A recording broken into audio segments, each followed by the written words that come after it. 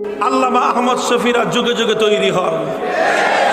এক এক যুগে নাম এক একটা হয়।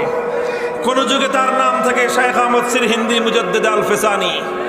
কোন যুগে তার নাম থাকে হাজি ইমদাদুল্লাহ মুহাজির মক্কি, কোন যুগে তার নাম থাকে শাইখুল হিন্দ মাহমুদ হাসান দেওবন্দি, কোন যুগে তার নাম থাকে শাইখুল ইসলাম আল্লামা শাইখুল ইসলাম হোসাইন আহমদ মাদানী, কোন যুগে তার নাম থাকে মুজাদ্দিদ মিল্লাত শাহ আশরাফ আলী থানভী,